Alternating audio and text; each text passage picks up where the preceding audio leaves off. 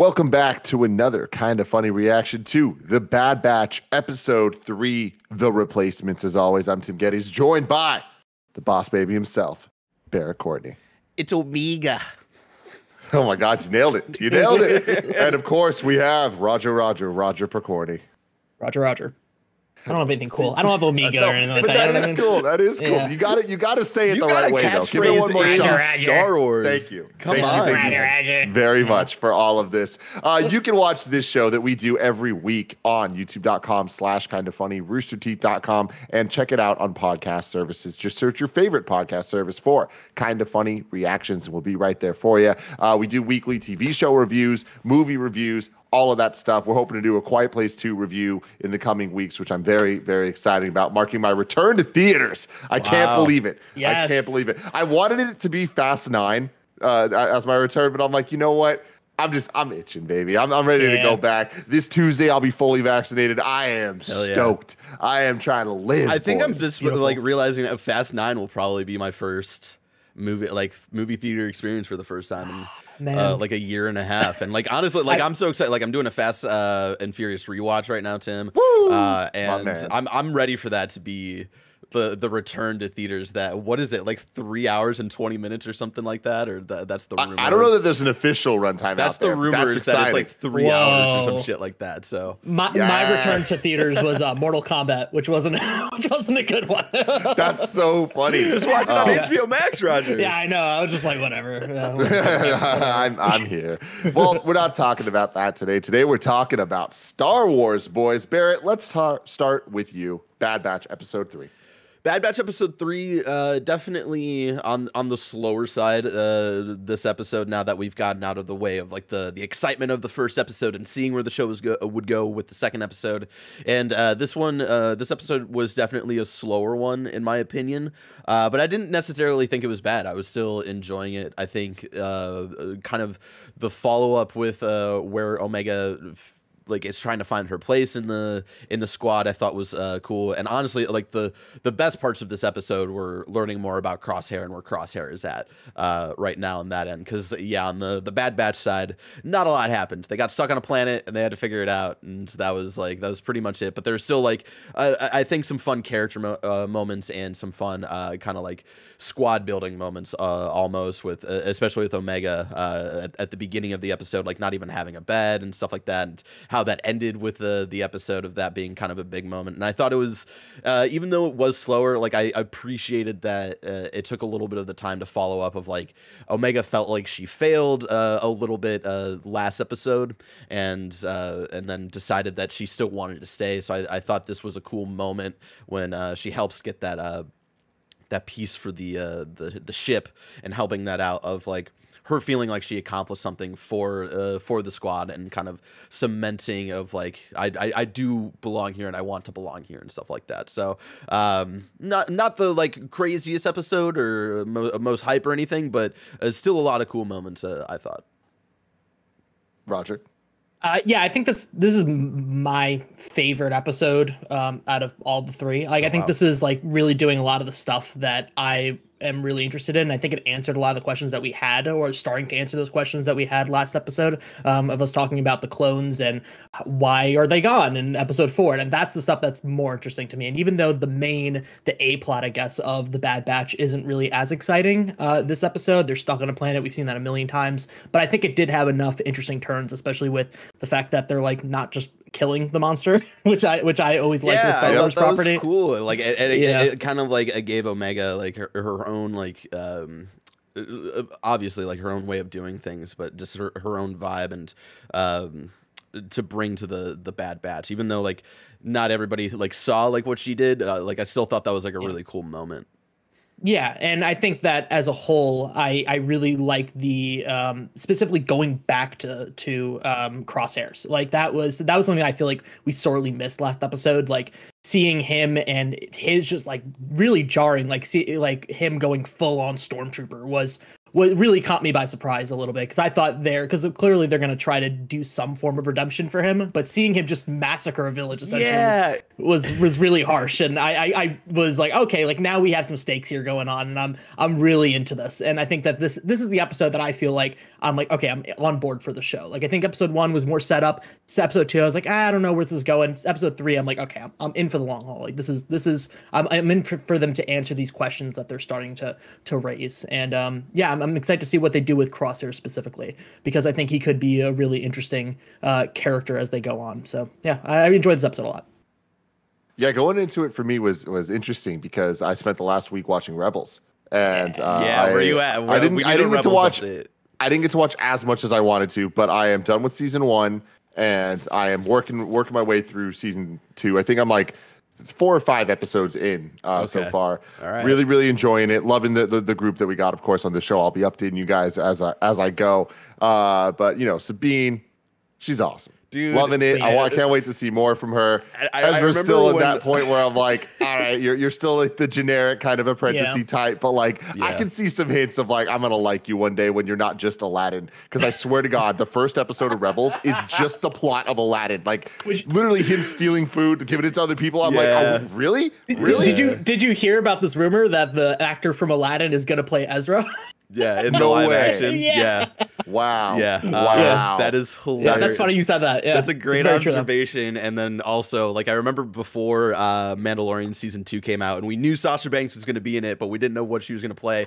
And like, the theory was she was going to play Sabine Wren. And I was telling Cool Greg of like, like your favorite wrestler, Sasha Banks, she's going to be in here. She might be playing Sabine, who like dyes her hair and like essentially is like an artist and does like a bunch of like tagging and everywhere. Shit. Yeah, I know. I love and Cool Greg was like, holy shit. Obviously that didn't happen, but that it's so weird. Yeah. I mean, I don't know the whole fill-in story of like why that didn't happen, but it's just like it makes so much sense. She looks so much like her. But anyways, I'm having a great time with Rebels. Awesome. I'm very surprised at how many like big plot points they've been so far, like how involved Darth Vader's been, how involved like the Lando cameo came out of nowhere for me. I was like, there's some really cool stuff going on that I've been enjoying. But because of that, I was kind of looking at this and like so far, Bad Batch, I don't think this is that crazy to say, is my least excited, like my least hyped of the Disney Plus shows so far, where it's not WandaVision, it's not Mandalorian, it's not like the live action ones so far have been the ones that have been really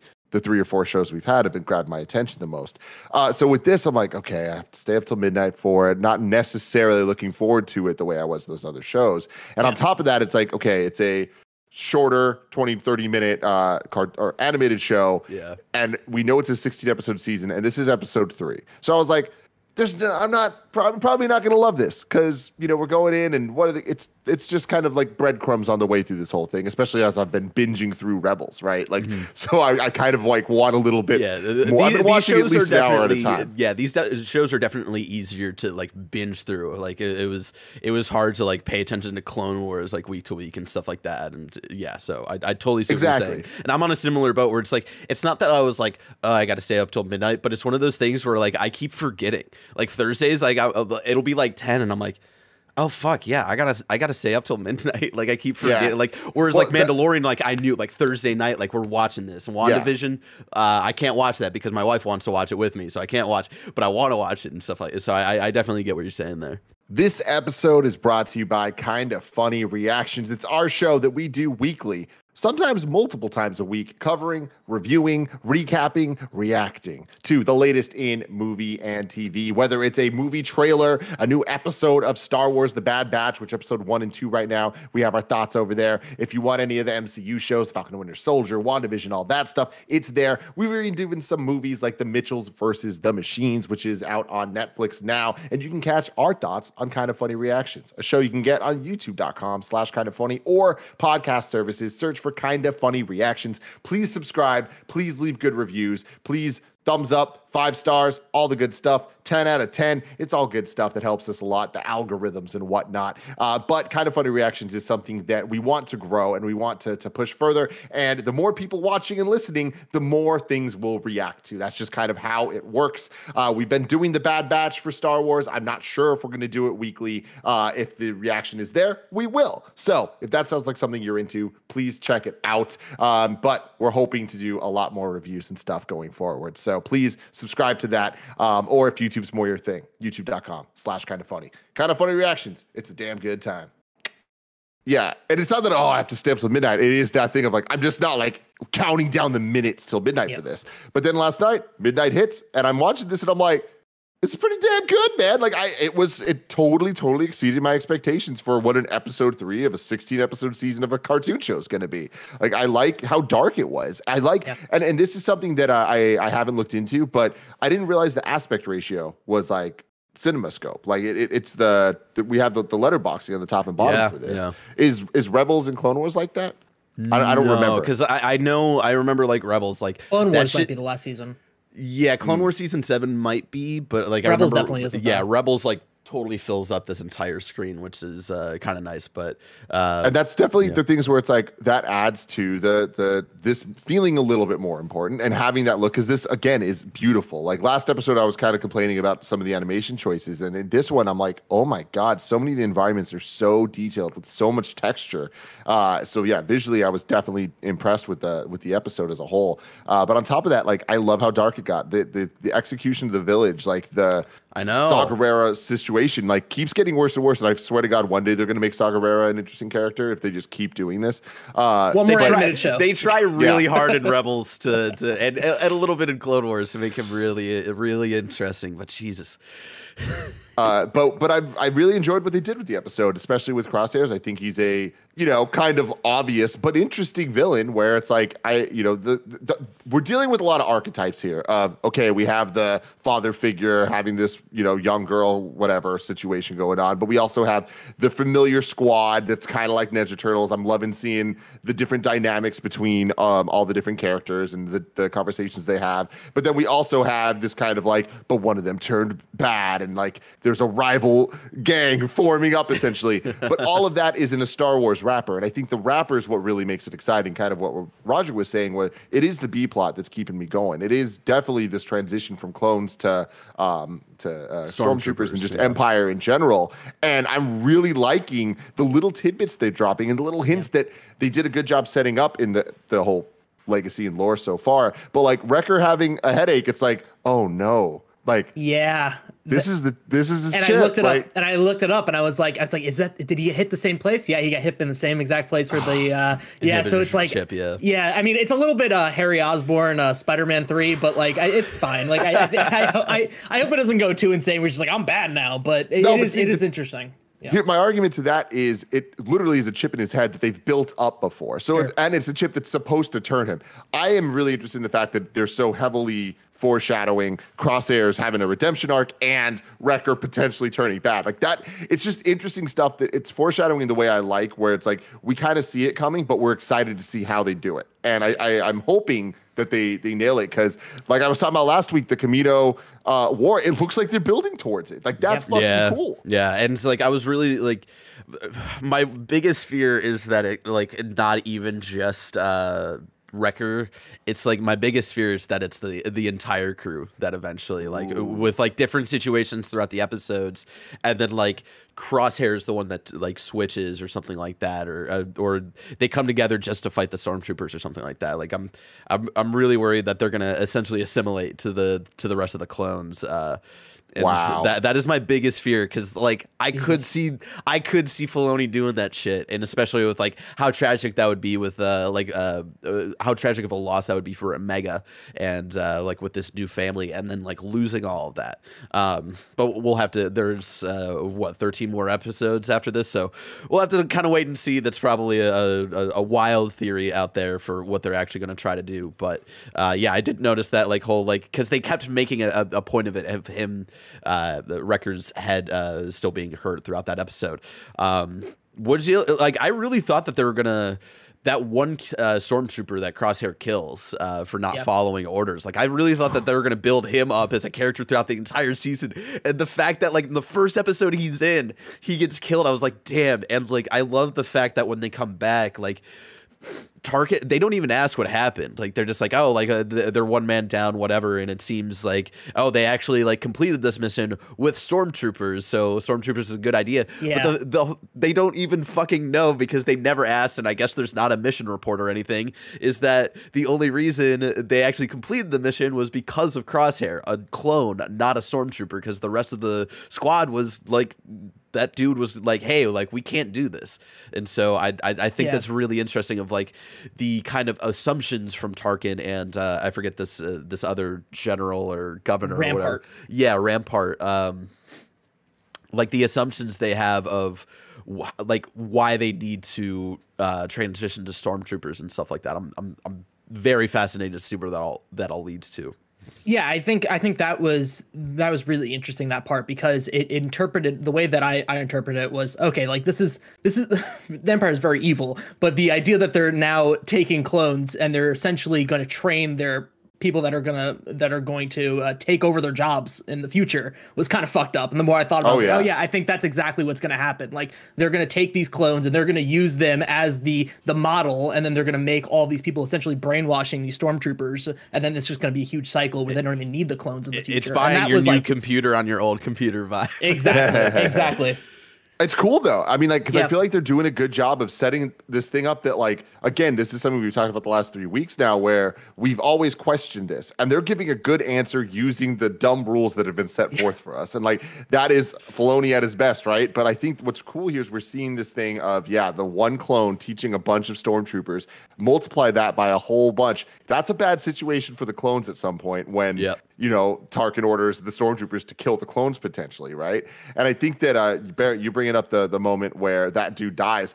We were all shocked. Like, he was talking so much. He seemed like a bad guy that was going to be around. All four of them had like very unique like character models and shit like that. Like I thought this was like going to be an entire squad that we like. I'm sure like the rest of the squad will learn about or get little tidbits for the rest of the season. But like, that being like the kind of like the main presented dude and to be killed in this episode, I was like, holy shit! Like Crosshair he's going off the deep end because of this inhibitor chip. That was the moment though for me where I was like, oh, this episode was like great. Like this was right up there with the other two for me, and it wasn't just like a filler like episode 3 of 16 thing. It's like, oh shit, like this show's gonna go there in ways that even I'm not looking for. Like introducing a character that like we're kind of like buying into, and then killing them in the same one, and having us have that moment of like, oh fuck, like death is the cheapest way to get character development for a bad guy, right? But it felt earned here with Crosshairs based on how they've built him up so far. And like, I'm very into Crosshairs. And again, I know we've said this a million times, but D. Bradley fucking Baker, are you kidding me? Like the man is talking to himself, and it's awesome. Like he's really killing it. Shout out to D. Bradley Baker again. If he doesn't have Emmy, Grammy, whatever the fuck, just give it all. Give him an EGOT, whatever. All of them. I think that the interesting moment towards the end when you see the Camoeans. How do you pronounce this? Kaminoans. There we go. Yeah. The Kaminoans talking about the clones. The clones required will not return willingly, and like what their next stage is going to be of like that phase 2. And it's interesting because I don't know if you guys have any theories about that. What you think that's going to be like? Are they going to clone clones? Oh, Tim Gettys, kind of funny. So here's the thing. Thinking about this. There's two answers, right? They're talking about needing a better source of the original clone or whatever. So to me, that's one of two things. The obvious answer that this show's building to, Omega, right? We don't know much about her. They can kind of make up whatever story they need to fit whatever story they need. That's that. The other thing that is definitely the like more tinfoil hat thing, but would make sense, Boba Fett. Yep. Specifically with the Boba Fett show coming out, specifically knowing that Fennec Shard is in this. Yep. Yeah. Right? How do Boba Fett and her meet? I think this could really work. I think it could be pretty cool. Yeah. It'll be interesting because you have to think about like how old Boba is at this point. Like, I forget like where he left off in the Clone Wars too. Of like, was he in prison or like? I think the last time we saw him was like when he did that job with Oh shit, bald lady, red sabers. Roger, help me out here. Ventress. Yeah, Ventress. I think like when they were doing that job together on like the train and stuff like that. I think that and they purposely cut out, that's a good point, Tim, because they purposely cut out a lot of Boba Fett stuff that they were going to have in the last season of Clone Wars. He was going to be a big part of Clone Wars the last season. They have like animatics of him and who's that blue guy? The blue guy with the he's the bounty hunter, whatever. He was going to be the reason why Boba Fett has like the dent in his forehead. So they were going to like explain that in the Clone Wars. So the fact that they took that story out, we need. Star Wars, the dent of course, in his fucking helmet. We need the story. For that. We need to see the origin of that. We need a story about how C-3PO got his red arm. I've heard that comic's actually kind of cool, but not because of that. Yeah, so I think the comic's weird as hell. Was it because of like an alien or whatever, like an alien tentacle monster or something like that? It's actually worth reading. It's just it's one issue. One issue explains the whole thing. That's fun. That's fun. But yeah, so that's a good choice. But they specifically they were looking at like the empty bench where they were eating at. So like the idea is that some form of Clone Force 99 is needed for this. But yeah, I'm interested. And I like the divide between the Empire and the Kaminoans. Like that is really cool to me, and that is some of the best shit in this show for me.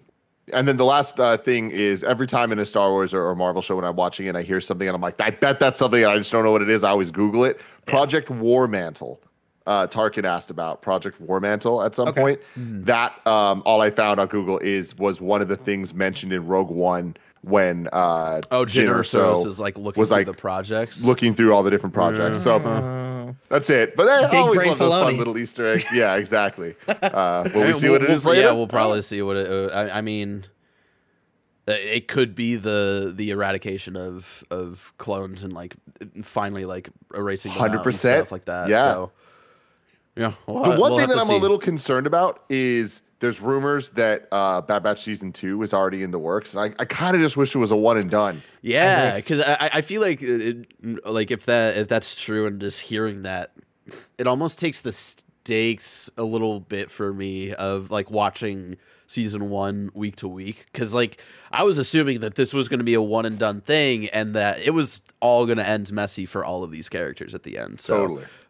Yeah, I think if it was a one and done thing, they would have said that a lot earlier. I feel like they would be like, this is a limited run series, but the fact they didn't, I always assumed they're really unclear about their Star Wars stuff. Like they had us guessing for like several weeks about like what Book of Boba Fett meant and shit like that, and like then people watched our videos later where we're theorizing on it, and then they're like, you're stupid because the information's all out now. It's like, all right, cool, we recorded this right after watching Mandalorian Season 2 finale, so I don't know what you want from me. So I do want to say we are stupid. Yeah. I'm not arguing that point whatsoever. I do want to point out that Omega is an iPad kid. So Omega is an iPad kid. So I just want to put that out there. That's exactly. Good. That's cool. Yeah. So that's cool. That's cool. And that's where we'll leave this episode. And guess what, everybody? Are you guys having a good time? Do you want to come back next week? Yeah, let's do it. Yeah, let's do it. I'm on the fence. Yeah, I love like sitting down and talking with both of y'all about Star Wars and the Filoni verse, and I'm excited to get more updates from Tim because, Tim, I can't wait for you to get to the end of Season 2 because you're gonna love it. All right, I'm excited. Woo!